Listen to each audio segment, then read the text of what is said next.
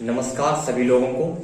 Bharatiya Janata party के जिला मंत्री श्री भक्त प्रहलाद जन कल्याण संस्थान के अध्यक्ष, बांसुरी वादन, चित्रकार, गायन, कलाकार एवं विभिन्न प्रतिभाओं के धनी होने के साथ साथ समाज सेवा के क्षेत्र में अद्वितीय कार्य करने वाले व्यक्ति मिस्टर अमित चौरसिया जी आज हमारे साथ मौजूद हैं। आपके द्वारा किए गए नगर हित में कार्यों को प्रबुद्ध जनों के समक्ष प्रस्तुत करने के उद्देश्य से आज हम यह वार्तालाप करने जा रहे हैं। साथ ही मैं हूं Sumit Soni, director of concept fund. तो चलिए शुरुआत करते हैं एक एक करके आपने जो समाज सेवा के कार्य किए हैं। सर्वप्रथम होली एरज महोत्सव का नाम बढ़ चढ़कर एरज के इतिहास में दर्ज हो रहा है, तो इसकी सोच को लेकर आपके मन में कहां से विचार आया कि यह होना चाहिए? सुमित जी, बहुत बहुत धन्यवाद। आपने ये विषय और कॉन्सेप्ट सोच करके हमें एक अवसर दिया है कि हम जो कार्य कर रहे हैं वो हम भी आप सब तक पहुंचा सकें। सुमित जी, है क्या कि जिस नगरी ने होली का पर्व पूरे देश और दुनिया को दिया हो, वहां की होली कैसी होनी चाहिए ये कल्पना तो हम लोगों को बहुत पहले कर लेनी चाहिए थी। लेकिन जब समय मिल पाया, चूंकि आज भारतीय जनता पार्टी का जो उद्देश्य है सनातन संस्कृति से जुड़े हुए, देश की संस्कृति से ताल्लुक रखने वाले जितने भी पर्व हैं, ऐतिहासिक पुरातात्विक महत्व के स्थल हैं, उनका उद्धार किस तरीके से हो सकता है, इसके लिए भारतीय जनता पार्टी बिल्कुल सतत संकल्पित है। तो इस क्रम में एरज कैसे रह जाता, और आप सबके सहयोग से पूरे नगर वासियों ने भक्त प्रहलाद जन कल्याण संस्थान की स्थापना कर होली एरज महोत्सव के लिए पत्राचार किया। तो माननीय विधायक जी का इसमें बड़ा सहयोग रहा, और आज होली एरज महोत्सव जो आप देख रहे हैं, ये होली एरज महोत्सव आज पर्यटन विभाग द्वारा वित्तीय सहायता से संपन्न होने लगा है, जिसमें बुंदेली संस्कृति से जुड़े हुए कलाकारों को, बुंदेली संस्कृति से जुड़ी हुई प्रथाओं को, सब जो जिस बुंदेली संस्कृति का संरक्षण और संवर्धन हो सके, ऐसे उद्देश्य को लेकर के आज होली एरज महोत्सव हम सबके बीच दिव्य और भव्य रूप में हो रहा है, और जो निरंतर भव्यता को प्राप्त कर रहा है। तो जैसा कि आपने बताया, होली एरज महोत्सव के लिए आपने काफी प्रयास किए, लेकिन जहां तक मुझे सुनने में आया है, अधिकतर कार्यों का श्रेय आप खुद ही ले लेते हैं। इस पर आपकी क्या राय है? खुद ही श्रेय का मतलब क्या होता है कि जब भी कोई अच्छे काम होते हैं, जो व्यक्ति इत्र की दुकानदारी करता है, इत्र बेचता है या फूलों की खेती करता है, तो उसके हाथ तो सुगंधित होना होते हैं। बहुत बढ़िया आपने उदाहरण तो ये तो हमारी संस्कृति नगर की है, नगर की विरासत, सांस्कृतिक विरासत है, और इसको हम सभी को अगर आगे बढ़ाने का सौभाग्य मिला है, तो मैं अपने आप को सौभाग्यशाली मानता हूँ कि पूरे नगर वासियों के सहयोग से किसी एक व्यक्ति की देन नहीं हो सकती है, ना ये व्यक्ति का ये काम हो सकता है। तो सबने मिलकर के ये सबके सहयोग से आज महोत्सव देख रहे हैं।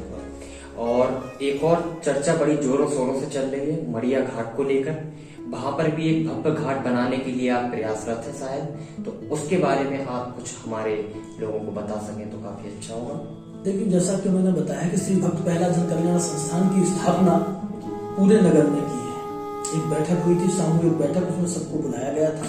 वहां पर संस्थान की स्थापना हुई, तो एक व्यक्ति का तो ये काम है नहीं, हम आपको बता दें, और सभी के सहयोग से, क्योंकि जो लोग भी इस विषय की चिंता करते हैं, इसका चिंतन करते हैं कि नगर को कैसा होना चाहिए, वो सारे लोग भक्त प्रहलाद जन कल्याण संस्थान में मौजूद हैं। कोई सदस्य हैं तो कोई पदाधिकारी हैं। इसके बाद जो विचारधारा से जुड़े हुए हैं, वो सारे लोग, उनकी मंत्रणा चलती है, और ये अच्छी बात है कि हमें भी अवसर, क्योंकि उसमें दायित्व हमारे बिल्कुल महाराज जी की कृपा से हमें भी अध्यक्ष पद का दायित्व मिला है, तो उसके निर्वहन में हम लोग भी सतत प्रयासरत रहते हैं।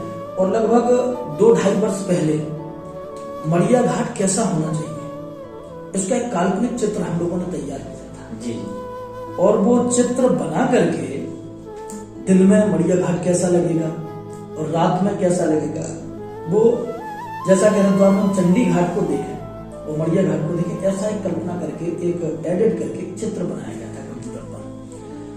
तो उसके लिए जब पत्राचार हुआ माननीय विधायक जी को, पर्यटन विभाग को, प्रमुख सचिव जी को, मुख्यमंत्री जी को, कई सारे पत्राचार चलता रहा निरंतर। तो आज ये स्थिति बनी है कि लगभग विभाग द्वारा 8 करोड़ रुपए से वो घाट और किलागढ़ी का पार्क बनाने की राशि को तय किया गया है। ऐसा पेपर में समाचार हम सबने पढ़ा है, जो विभाग द्वारा प्रकाशित किया गया था। मड़िया घाट और हनुमान किलागढ़ी पार्क के लिए आपकी सोच देखकर काफी अच्छा लगा जी।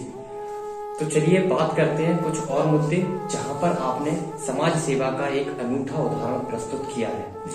जैसा कि हम लोगों को ज्ञात है, गौशाला में कुछ लोग उद्घाटन करने के लिए आए थे डिफेंस कॉरिडोर का। आपने समय रहते हुए कार्रवाई करके एरज के लोगों को लुटने से बचाया। तो ये कहां से आपको पता चला कि ये जो लोग आए हुए हैं वो फर्जी हैं? ये हम भी उस समय कहीं बाहर से लौटे थे और जब हम नगर में आए तो हमने देखा कि पूंछ से लेकर के और गुरसराय तक यहाँ पूरे नगर में बड़े बड़े होर्डिंग लगे हुए हैं। इसमें माननीय प्रधानमंत्री जी का चित्र बना है, तो और डिफेंस के कुछ मिसाइल वगैरह ऐसे बने हुए, हवाई जहाज वगैरह ऐसे चित्र बने हैं। जानकारी की तो पता चला कि डिफेंस कॉरिडोर का उद्घाटन है। तो ये बात कुछ हमें हजम नहीं हुई, क्योंकि डिफेंस कॉरिडोर ये नेशनल चीज है, देश स्तर की चीज है, और इसको गौशाला में आकर के कोई लोग उद्घाटन करके चले जाएं, ये हमें बात समझ में नहीं आई। तो हमने अधिकारियों से बात की, तो जिलाधिकारी महोदय को फोन लगाया। हमने कहा सर यहाँ डिफेंस कॉरिडोर का उद्घाटन हो रहा है। तो उन्होंने कहा नहीं भैया, किसने कह दिया?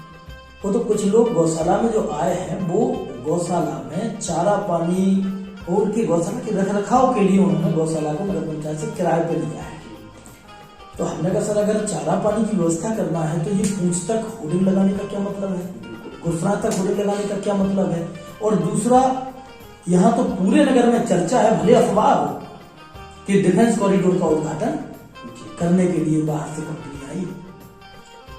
हमें इसकी जानकारी अपने जो उच्चाधिकारी हैं, पार्टी के संगठन से जुड़े हुए लोग उनसे की। माननीय विधायक जी से पूछा, विधायक जी ने कहा यार आमंत्रण तो है वहां का, लेकिन अभी समझ में नहीं आ रहा क्या है क्या नहीं है, वहां जानकारी करो क्या है। तो जानकारी करने में पता चला कि नहीं, ऐसा ऊपर से कोई है ही नहीं कि कोई कंपनी ऐसी आई हो जिसकी सूचना ऊपर कहीं हो। तब फिर दोबारा माननीय विधायक जी को बताया, माननीय सांसद जी से बात हुई। तो जब तक यहाँ उच्च अधिकारियों ने तंत्र को सक्रिय कर दिया, जो प्रशासनिक तंत्र है, और गौशाला में जब सीओ मैडम और एसडीएम महोदय पहुंचे तो ये सारे लोग जो उद्घाटन करने के लिए वहां आए थे वहां से भाग खड़े हो गए, अपनी अपनी गाड़ी लेकर के ये भागे। तो हमें ये जानकारी हुई कि ये भागे, तो फिर शक तो और गहरा गया कि ये कौन लुटेरे थे, ठग थे, क्या उद्देश्य था, किस लिए आए थे। तब जो अधिकारी वर्ग था, कुछ लोग उनके पकड़ में आए, उनसे पूछताछ की, कुछ लोग निकल गए जैसे भी निकले हों। लेकिन आज की स्थिति ये है कि जो यहाँ उद्घाटन करने आए थे, हमें ऐसी जानकारी है कि वो हैदराबाद की जेल में बंद है। दूसरा एक सवाल होता है कि हमारे यहाँ जो गौशाला बनी है कान्हा आश्रय स्थल, वो प्रदेश की एक जो बड़ी गौशाला है उनमें से एक है। और सरकार का ये 15 से 20 बीघा जमीन पर सरकार का लगभग 5 करोड़ रुपए, 4 करोड़ 84 लाख के लगभग रुपए खर्च करके इस गौशाला का निर्माण हुआ है, जो गौशाला के लिए बनाई गई थी। इसमें गाय संरक्षित रहे। लेकिन ये महज 5,000 रुपए मासिक किराए पर दे देते हैं, 33 वर्षों का अनुबंध कर देते हैं। ये कागज भी हमारे पास उपलब्ध हुए। हमने खैर इनकी जांच के लिए पत्राचार किया है, उसकी जांच चल रही है, जल्दी ही जांच होगी। लेकिन ये नगर पंचायत द्वारा किया गया एक बड़ा ही अनुचित कार्य था। इन्होंने पूरे नगर व क्षेत्र को एक ऐसी कगार पर लाकर खड़ा कर दिया था कि यदि वो कंपनी अपने उद्देश्य में सक्सेस हो जाती, सफल हो जाती, तो हमारे क्षेत्र का होता क्या, क्षेत्र तो लुट जाता। क्योंकि आपके सामने उदाहरण, इतनी कंपनी पैसा ले लेके भाग गई अभी बीच में। बिल्कुल, बताओ किस कंपनी ने पैसा वापस कर दिया। सब पर कार्रवाई चल रही, वो अलग बात है, लेकिन ये जो पैसा है यहाँ, वो कंपनी यहाँ क्यों उद्घाटन करने आई? उद्घाटन करने इसलिए आई क्योंकि उसको पता है कि यहाँ के लोगों की जमीन डिफेंस में चली गई, डिफेंस बनना यहाँ तय है। और उस जमीन का जो मुआवजा मिला है, जो उनकी पैतृक जमीन गई है, वो पैसा कहीं अलग से थोड़ी आया है। हमारे यहाँ के किसानों की वो पैतृक जमीन गई जिसका उन्हें पैसा मिला। और यदि वो पैसा ये लुटेरे लूट कर भाग जाते हैं तो हमारे यहाँ का किसान तो अपनी अपनी मूर्ति बांध के हमें स्टेशन पे मिलता। बिल्कुल, फरीदाबाद जा रहे हैं मजदूरी करने, काम करने। अब ये सब देख के तो हमारी छाती फट जाती है कि हमारे नगर के लोग इस तरीके से और हमारी सरकार में ऐसा काम हो जाए। तो हम लोग तो बिल्कुल इन ऐसे लोगों के बिल्कुल खिलाफ हैं। और भारतीय जनता पार्टी का जो लक्ष्य है, जितने गुंडागिरी है, जो ठग करने वाले सारे कहीं ना कहीं आज दिखाई नहीं दे रहे कहाँ है, ये कहाँ से बीच में आ गए। उनको भी दंडित कर और हमारी जानकारी के हिसाब से हैदराबाद की जेल में आए। बहुत बहुत धन्यवाद, आपने नीरज को बचाने के लिए अच्छा प्रयास किया। आप इंडिया बुक रिकॉर्ड के अचीवर्स हैं, आपका नाम वहां पर अलंकृत है, क्योंकि मैंने भी देखा है। ये नीरज नगर के इतिहास में एक अद्वितीय पल है। जिसको इंडिया बुक रिकॉर्ड के बारे में पता होगा, उसको पता होगा कि ये रिकॉर्ड कितने मायने रखता है। तो क्या आप उसके बारे में थोड़ी सी जानकारी हम लोगों को बताएंगे? जी, इंडिया बुक रिकॉर्ड में जो नाम अंकित हुआ है उसमें चूंकि निर्देशन मेरा था, बाकी पूरा श्रेय अगर जाता है तो उस टीम को जाता है, क्योंकि उस टीम में लगभग 15 से 20 कलाकार और 100 से अधिक महिला और पुरुष, माताएं बहनें, इन सबके सहयोग से श्री भक्त पहला जन कल्याण संस्थान के नेतृत्व में ये कार्यक्रम संपन्न हुआ। और हम लोगों का ये उद्देश्य था कि जिन्हें आवास आज मिला है, जिन्हें उज्ज्वला योजना का लाभ मिला है, किसान सम्मान निधि मिली है, तो वो लोग एक पत्र लिख लिख के भेज रहे थे माननीय मोदी जी, धन्यवाद मोदी जी, धन्यवाद मोदी जी। तो हमारे मन में एक विचार आया कि जब इन्हें थोड़ा थोड़ा लाभ मिला है सरकार से और ये सब मोदी जी को धन्यवाद दे रहे हैं, तो हमारे क्षेत्र में तो इतनी बड़ी डिफेंस कॉरिडोर जिसमें लगभग 2.5 लाख रोजगार की चर्चा होती है। हमारे यहाँ का युवा बाहर काम करने जाता है, आज बाहर के लोग भी एरच में काम रोजगार ढूंढने के लिए आएंगे, तो कहीं ना कहीं एरच का डेवलपमेंट होना तय है।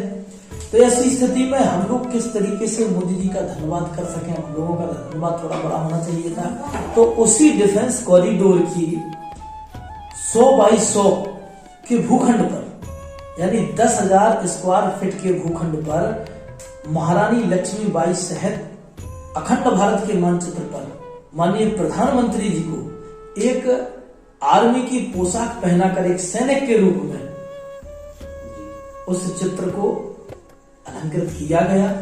और उस चित्र का जो है नाम, उस चित्र की वजह से हमारे नगर का नाम, हमारा नाम इंडिया बुक रिकॉर्ड में दर्ज हो पाया। जी, एक अभी मुद्दा अखबारों की हेडलाइंस में काफी जोरों शोरों से चल रहा था, प्रधानमंत्री आवास योजना।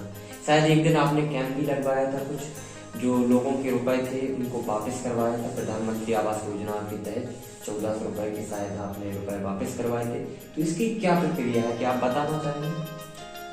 प्रधानमंत्री आवास योजना पूरे देश भर में एक साथ संचालित हो रही है। माननीय प्रधानमंत्री जी का ऐसा ध्येय है कि हमारे देश के किसी भी गरीब आदमी की छत कच्ची ना रह जाए, सभी लोग पक्की छत में रह सकें। इस उद्देश्य को पूरा करने के लिए प्रधानमंत्री आवास योजना शहरी का संचालन पूरे देश में हो रहा है। इस योजना में अधिकारियों ने ये ध्यान रखा है कि मानचित्र ऊपर से ही बना के योजना के साथ भेजा है, ताकि गरीब आदमी को किसी अधिकारी के चक्कर न लगाने पड़े। लेकिन हमारे यहाँ जो एरच नगर पंचायत है, उसने एक अपना अलग से कानून बना करके और प्रधानमंत्री आवास योजना के जो लाभार्थी हैं उनसे मानचित्र स्वीकृत कराने के लिए कि आपको भवन मानचित्र स्वीकृत कराना होगा, इसके लिए 1400 रुपए आपको देने पड़ेंगे। और 1400 रुपए की अवैध वसूली करके इस विषय की हमें जानकारी हुई। कुछ लोग, बूढ़े लोग हमारे कार्यालय पे आए, उन्होंने कंप्लेंट की हमारा घर टूटा पड़ा है और लोग को किसका नहीं जाने दे रहे नगर पंचायत वाले, बोल रहे हैं कि पहले हमारे यहाँ से नक्शा पास कराओ। अधिकारियों से बात की, उन्होंने कहा नहीं, योजना में नक्शा पहले से पास है। जब गलत बात तो हमने मौखिक रूप से मना की, हमने इस तरीके से नहीं करो, योजना प्रभावित हो रही है और लोग परेशान हो रहे हैं। तो उनकी बात समझ में, हम वो नगर पंचायत का हम अपनी आय का स्रोत बढ़ा रहे हैं और ये कर रहे हैं वो कर रहे हैं, तो हमें अच्छा नहीं लगा। हमने इसकी पत्राचार किया, लिखा पढ़ी की, पंडित विधायक जी को अवगत कराया और ऊपर भी अधिकारियों के उसमें लिखा। लेकिन हमारे जो क्षेत्र के यशस्वी विधायक जी हैं वास्तव में एक ऐसे कर्मवीर हैं कि उन्हें कहीं भी किसी गरीब आदमी का नुकसान होते या उसको परेशान होते देखा नहीं जाता है। उन्होंने इस मुद्दे को बड़े गंभीरता से लिया। उन्होंने भी मतलब अपना पत्र लिखा ऊपर। तो 2020 में तत्कालीन जो जिलाधिकारी थे उन्होंने एक आदेश दिया पत्र पर कि ये वसूली जो आपके द्वारा की जा रही है ये अनुचित है।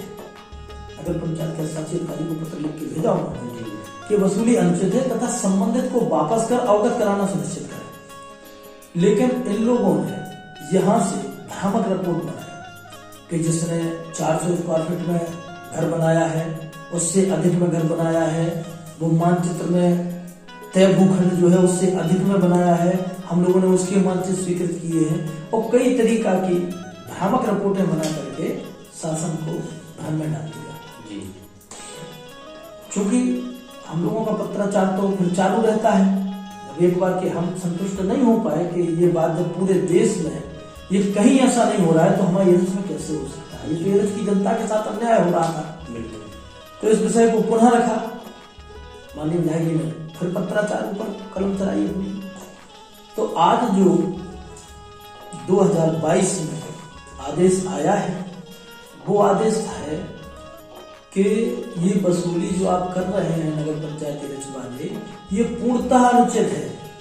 इस वसूली से जो आपने पैसा धनराशि, इन्होंने कहा था कि हम लोग पंचायत फंड में जमा किए, तो आदेश आया कि पंचायत फंड से निकाल करके उन लोगों को, संबंधित लाभार्थियों को ये वापस करें और जो दोषी, संबंधित दोषी हैं उनके विरुद्ध कार्रवाई कर अवगत कराना सुनिश्चित करें। अब इन्हें ये कार्रवाई का प्रसाद और अभी मिलना बाकी। अभी तो पैसा इन्होंने गरीब का वापस किया है, अब ये कार्रवाई का प्रसाद और पाएंगे। दूसरा कि एक और हम आपके इस प्रोग्राम के माध्यम से जनता को बता दे रहे हैं कि कोई भी ऐसा जनप्रतिनिधि या अधिकारी जिसने प्रधानमंत्री आवास योजना के तहत किसी भी गरीब आदमी से पैसा लिया है, क्योंकि ऐसा अभी तक हमारे पास लिखित में कोई पत्र नहीं आया है कि जिसने लिखित में कंप्लेंट की है कि फला जनप्रतिनिधि ने, मेंबर ने, पार्षद ने या जेई ने या अधिकारी ने हमसे ये पैसा लिया है। मौखिक रूप में सुनने में आता है, लेकिन वो वही धुलमुल जब कंप्लेंट करने को बोलो तो लोग नहीं सहज में तैयार होते हैं। तो मैं उनसे कह देना चाहता हूँ, यदि उनसे पैसा लिया गया है और वो लिख करके देते हैं तो ये उनके खिलाफ भी कार्रवाई होगी जिन्होंने पैसा लिया है। और अभी तक ये बात सामने नहीं आ पा रही है, तो जिन्होंने ऐसा पैसा लिया हो वो पैसा स्वतः उनके घर वापस कर आए जा करके, अन्यथा की स्थिति में बिल्कुल उनके लिए हमारी पार्टी में ऐसे दलालों को बिल्कुल जगह नहीं है कहीं, न उनका संरक्षण है कहीं, उनका तो जेल जाना तय है। तो आपके द्वारा बहुत ही सराहनीय कार्य है कि गरीबों के हितों में आप जो कार्य कर रहे हैं वो एक काफी सराहनीय कदम है। वाल्मीकि समाज के लिए आपने एक विवाह घर का निर्माण करवाया, उसकी बाउंड्री का भी निर्माण करवाया, तो ये सब किस तरह से आपने शुरुआत करी, क्या ऐसी जरूरत थी? देखिए कि जैसा भारतीय जनता पार्टी का जो उद्देश्य है, जो नारा है, सबका साथ, सबका विकास, सबका विश्वास, तो इसी क्रम में आज तक हमारे यहाँ के जो वाल्मीकि समाज से संबंधित लोग हैं, एससी वर्ग से लोग हैं, उनका वोट तो सब कोई चाहता है जी, हर पार्टी चाहती है, लेकिन उनके लिए किया किसने क्या है, ये क्वेश्चन आज पूरे नगर केवल क्षेत्र के सामने खड़ा है। बिल्कुल। भाजपा की सरकार में माननीय विधायक जी द्वारा 10 लाख रुपए अपने निधि से देकर के वाल्मीकि समाज के सामूहिक भवन का एक निर्माण हुआ और हमारे जो केंद्रीय राज्य मंत्री हैं माननीय श्री भानु प्रताप सिंह वर्मा जी, उन्होंने भी बाउंड्री वाल जो चारों तरफ देख रहे हैं उसके, ये बाउंड्री वाल का पैसा माननीय केंद्रीय मंत्री जी ने एरज के समाज के लिए, वाल्मीकि समाज के लिए दिया है। तो उनके लिए भी कुछ अच्छा हो सके, इस उद्देश्य को लेकर के आज एरज नगर में वाल्मीकि समाज की एक सामुदायिक विवाह घर का, वहाँ सार्वजनिक कार्यक्रम जैसे गणेश जी का कार्यक्रम क्या होता है, तो ये सारे कार्यक्रम व्यवस्थित अपने कर सके और उनके लिए भी ये सरकार ने सोच करके ये कार्य किया है। जी, आपके जो कार्य है उनकी लिस्ट काफी लंबी है, तो चलिए बढ़ते हैं अगले आपके एक और समाज सेवी कार्य की ओर। आपने काफी सारे कैंप जैसे वैक्सीनेशन कैंप, आधार कैंप, नेत्र शिविर कैंप लगवाना यहाँ पर शुरू किया, तो आप इनके बारे में बताएंगे कि कैसे आपने इन सब की शुरुआत करवाई। जैसा कि आपने हमारा परिचय दिया है कि वर्तमान सरकार की जो भारतीय जनता पार्टी है उसके संगठन में जिले में मंत्री का दायित्व है, और दूसरा जो हमारे नगर का संस्थान है श्री भक्त प्रहलाद जन कल्याण संस्थान, उसके अध्यक्ष का दायित्व है। क्योंकि समाज सेवी संस्था है तो इनके सबके अपने अपने कार्यक्रम तय होते हैं समय समय से, और जो समाज में जिस चीज की आवश्यकता होती है उस पर चिंतन होता है और उसको फिर धरती को उतारा जाता है। जैसे कि हम लोगों को जब आवश्यक लगा कि रक्तदान होना चाहिए, ब्लड डोनेट का कार्यक्रम हुआ, नेत्र शिविर लगना चाहिए, तो चित्रकूट से सदगुरु सेवा आश्रम वाले डॉक्टरों को, चिकित्सकों को बुला करके और यहाँ कई सारे लोगों के ऑपरेशन भी मोतियाबिंद के, और उन्हें ये नेत्र चिकित्सा का ये सुविधा मिल सकी, ये लाभ मिल सका।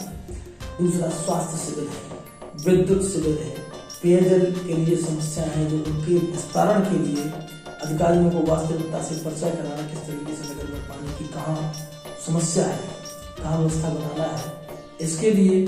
और जो सरकारी योजनाएं हैं, केंद्र की योजनाएं हैं, राज्य की योजनाएं हैं, ये समय समय पर सभी लोगों को इनका प्रचार प्रसार हो सके और लोगों को इनका लाभ सहजता में मिल सके। विभिन्न पेंशन है, पेंशनों के श्रम पंजीयन है, ये सबको किस तरीके से लोग परेशान ना हो करके हम लोग उनकी मदद कैसे कर सकते हैं, स्थानीय स्तर पर हम लोगों ने ये पूरा प्रयास हरदम किया है जी।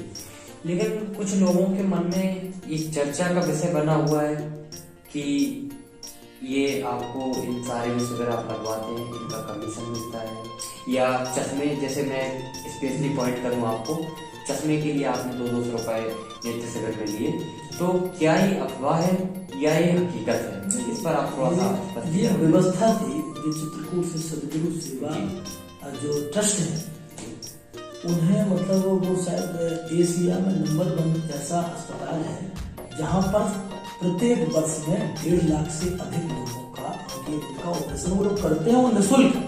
क्योंकि आज नगर में वो लोग मौजूद हैं जो लोग वहाँ ये चिकित्सा सुविधा का लाभ लेके आए हैं। हमने भी उनसे कौन से हमारी बात हुई कि भैया कोई परेशानी नहीं, दिक्कत नहीं, यहाँ समय से भोजन मिलता है, समय से खाना मिलता है। तो ऐसी संस्था है जिन्होंने पहले ये बताया था, और हमने जब उस कैंप का प्रचार प्रसार किया था तो उसके होर्डिंग पर भी लिखवाया था कि रियायती दरों पर चश्मा उपलब्ध है। ये उनके पंपलेट में छप के आता है। और चूंकि उस चश्मे को भी आप अगर देखें, चेक करें, क्योंकि हमने तो देखा है, तो जो बाजार में 500 रुपए का चश्मा आता है वो 100 रुपए में मिला था, और जो 700 रुपए का आता है वो 200 रुपए में लगभग ये स्थिति थी। और 100-200 रुपए उन चश्मों के लिए गए हैं। कहने का मतलब कि जो 500 और 700 रुपए में बाजार में उपलब्ध होते हैं, तो ये जब आपको घर बैठे चश्मा और इतने अच्छे चिकित्सकों द्वारा आपका इतने पैसे में, तो आंख चेक नहीं होती जी। लेकिन वो ट्रस्ट का मामला था और उन्होंने पहले ही हमें लिख के भेजा था, और उसका हमने प्रचार प्रसार किया था। कोई बात किसी को नहीं किया था कि उसको कैंप में जो है चश्मा लेना ही पड़ेगा, ऐसा कुछ नहीं। और ये अफवाह जो है, जैसे हम लोगों को जो अच्छे काम होते हैं वो सतत उनको करना चाहिए। आलोचना तो होती ही रहती है, इससे कोई हमें ज्यादा फर्क नहीं पड़ता है। मैं आपको बहुत बहुत बधाई दूंगा कि आप ऐसे कैंप लगवाते रहें, क्योंकि काफी सारे बुजुर्ग, मजबूर, गरीब लोग होते हैं जो कि दूर कहीं पे जाकर अपना आधार नहीं बनवा सकते, वैक्सीनेशन नहीं लगवा सकते, अपने नेत्र की जांच नहीं कर सकते। तो आप समय समय पर जरूर ऐसे कार्य आगे भी करते रहिए। तो क्या आप ये बताना चाहेंगे कि कोरोना काल जब आया, जहाँ पर इतनी महामारी फैली हुई थी, तो उस समय पर आपने क्या ऐसा समाज सेवा का कार्य किया? उस समय तो पूरा, मतलब देश क्या पूरी दुनिया ही एक बड़े विषम संकट से जूझ रही थी। और जब माननीय प्रधानमंत्री जी ने ये निर्देश दिए कि कोई भी व्यक्ति घर से बाहर नहीं निकलेगा, सभी लोग लॉकडाउन में रहेंगे अंदर, तो हमने भी सोचा कि अब हम अभी ये 7 दिन का बैन लगा था तो अब बाहर नहीं निकलेंगे। लेकिन 2 दिन हम घर से बाहर नहीं निकले, लेकिन फोन कॉल हमारे पास आना शुरू हुए। चूंकि अभी कार्यालय बना करके ये सेवा का काम हमारी पूरी टीम है जो जिसमें काफी सारे जागरूक और परोपकार की भावना लेकर के वहां जुड़ करके सतत कार्य कर रहे हैं। इसमें भक्तपेला जन कल्याण संस्थान एक हम लोगों का मतलब उसकी मदद से हम लोग काम करते हैं। तो ये ऐसी सूचना आई कि भैया अब तो राशन ही घर में नहीं मिल रहा है, क्योंकि हमारे यहाँ कुछ लोग ऐसे भी परिवार हैं जो निर्धन वर्ग से हैं। लेकिन जब ये जानकारी हुई तो हम लोगों ने कार्यालय खोला। कार्यालय पर पहुंचे, वहाँ जैसे कि जिन सरकारी योजनाओं का लाभ उस समय हम दिला सकते थे, किसी का राशन कार्ड नहीं था, तो हम लोगों ने घर घर जाकर के उनके फॉर्म और उनके कागज कलेक्ट किए और उनको ले जा करके सप्लाई इंस्पेक्टर के यहाँ उन्होंने उन्हें जमा कराया। उनका जो प्रोसेस होता है वो पूरा करा करके ऐसे लोगों को राशन कार्ड बनवा के दिए। कोटेदारों के यहाँ कोई दिक्कत ना हो पाए तो उनको उनकी भी देखरेख की और सारा राशन जो उस समय मिल रहा था उनके घर तक व्यवस्थित पहुंच सके। ये सरकारी योजना। दूसरा, उस समय जो 1,000 रुपए का मजदूरों के लिए वो निधि मिल रही थी, उनके कागज फॉर्म वगैरह तैयार करा करके उनके पास तक उसका लाभ दिलाने में। दूसरा, व्यक्तिगत हम लोगों ने संस्था से लोग जुड़े हुए हैं, उनसे कुछ पैसा कलेक्ट करके और राशन के पैकेट बना करके, मास्क है, राशन है, जरूरत के जो सामान है, दवाइयाँ हैं, तो इनको जो जरूरतमंद थे उनकी सूची बना कर जानकारी कर करके उनके घर तक पहुंचाने का काम हम लोग पूरे समय करते रहे। दूसरा, जब हम लोगों ने ये देखा कि जो माननीय प्रधानमंत्री जी हैं वो जो स्वच्छता कर्मी है, हमारे स्वास्थ्य कर्मी है, सुरक्षा कर्मी है, पत्रकार बंधु है, इन सबका सम्मान कर रहे हैं, उत्साहवर्धन कर रहे हैं, तो ऐसे में हम लोगों ने भी उनके यहाँ जाकर उनको प्रशस्ति पत्र देकर, उनको माला पहनाकर, उनको प्रणाम कर उनका उत्साहवर्धन करने का हमारी पूरी संस्था और हमारी संस्था से जुड़े हुए सारे लोग ये काम कोरोना काल में बराबर निरंतर करते रहे। किसको किस सामान की आवश्यकता है या कौन सी जरूरत है। कुछ लोग उस समय दुनिया ही छोड़ के चले गए, तो उनके लिए भी हम लोग जो कुछ कर सकते थे हम लोगों ने पूरा अपना प्रयास किया। कोरोना काल में जहाँ पर बहुत बड़ी महामारी थी, आपने इतने अच्छे सराहनीय कार्य किए। जो गरीब निर्धन है या जरूरतमंद है उनके घर पर जाकर आपने कागज कलेक्ट किए, अपना राशन प्रदान किया। आपने स्वास्थ्य कर्मी और जो भी और भी सेवाओं में कार्यरत है उनका सम्मान करके आपने जो मनोबल बढ़ाया उसको काफी सराहनीय कार्य। जैसा कि एरच एक बड़ा कस्बा है, आसपास काफी सारे क्षेत्र हैं, तो यहाँ की चिकित्सा प्रणाली के सुधार के लिए आप क्या प्रयास कर रहे हैं? देखिए, यहाँ पर प्राथमिक स्वास्थ्य केंद्र स्थापित है जी, लेकिन हम लोगों ने इस विषय को भी ध्यान में रख करके अभी माननीय विधायक जी को एक पत्र लिखा था कि यहाँ जो प्राथमिक स्वास्थ्य केंद्र है उसे उच्चीकृत कर सामुदायिक स्वास्थ्य केंद्र बनाए जाने के लिए आग्रह पत्र दिया था।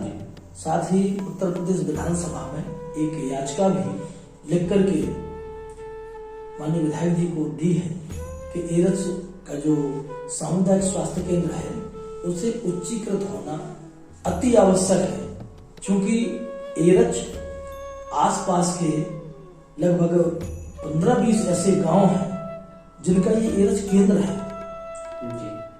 15 से 20 हजार लगभग आबादी से घिरा हुआ ये कस्बा और इसके बाद ये गांव, साथ ही यहाँ पर थाना भी स्थापित है तो जो लगभग 50 गांव से ये सुरक्षा व्यवस्था संभाले हुए है। तो ऐसी स्थिति में थाने के भी कई मामले आ जाते हैं जिनमें कई बार दोषी पीड़ित या पीड़ित घायलों को उनके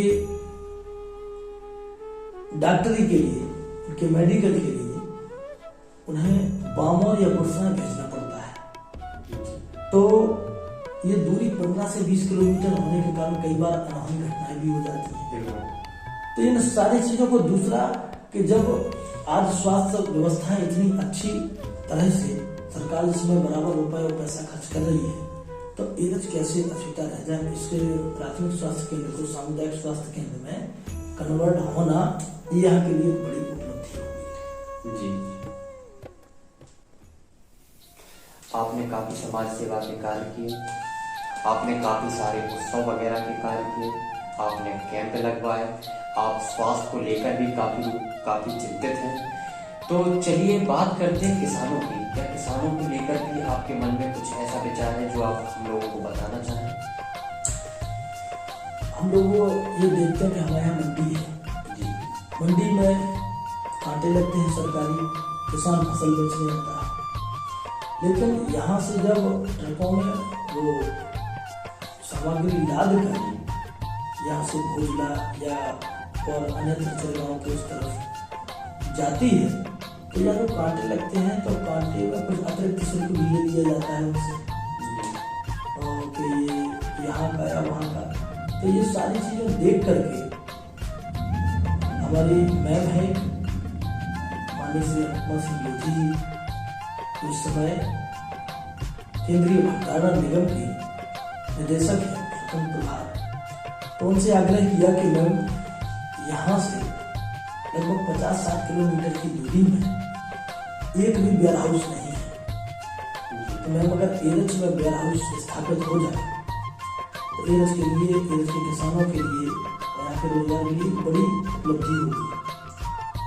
तो उन्होंने इस बात को गंभीरता से लेते हुए अपने जो संबंधित अधिकारी हैं, तहसील से संबंधित अधिकारी हैं, उन सबको बुला करके गौशाला के बगल में उस भूमि को चिन्हित कराया, साथ ही रास्ता बनाने के लिए यहाँ के किसानों की कुछ जमीनों का भी वो क्रम चल रहा है, उसको उसमें रास्ता बनाने के लिए वो भूमि भी आवंटित की जा रही है, और 15,000 टन का वेयर हाउस भी स्थापित किया जा रहा है। तो बहुत बहुत धन्यवाद मिस्टर रमेश चौरसिया जी, आपका हमारे साथ जुड़ने के लिए, हम लोगों को आपके द्वारा किए गए समाज सेवा के कार्यों के बारे में अवगत कराने के लिए, और हमारे देश के जितने भी नगर के जितने भी युवा हैं उनको एक प्रेरणा स्रोत बनने के लिए कि नगर के लिए आपको भी कुछ करना चाहिए। इस नगर में आपको जन्म दिया है तो आपकी भी कुछ जिम्मेदारियां इस नगर के प्रति बनती हैं, तो आप सचेत रहिए, जागरूक रहिए। कहीं भी अगर गलत होता है तो आपके प्रयास से जितना अच्छा हो सकता है उतना अच्छा करने का आप प्रयास करिए, और साथ ही साथ जो नंबर आपको दिखाया जा रहा है वहां पर आप कमेंट जरूर करिए, और हमारे YouTube चैनल जहां पर इस वीडियो को अपलोड किया जा रहा है वहां पर आप जरूर कमेंट करिए, ताकि अगली बार मिस्टर अमित चौरसिया जी जब हमारे साथ जुड़े तो आपके सवाल हो और मिस्टर अमित चौरसिया जी के जवाब हो। और जितने भी समाज सेवी लोग हैं जो बार बार अच्छा काम कर रहे हैं उन सबको तहे दिल से हम धन्यवाद करना चाहते हैं, और जो भी लोग हमारे साथ जुड़कर अपनी बात नगर के युवाओं के साथ रखना चाहें उनका हम तहे दिल से स्वागत करते हैं। आप एक कॉल करिए, हम आपके लिए तैयार होंगे, और आप अपनी जवाब जनता तक पहुंचाइए, और जनता के सवालों के लिए भी आप तैयार होकर जरूर आइए। तो बहुत बहुत धन्यवाद सभी लोगों का एक बार फिर से। जय हिंद, भारत माता की जय।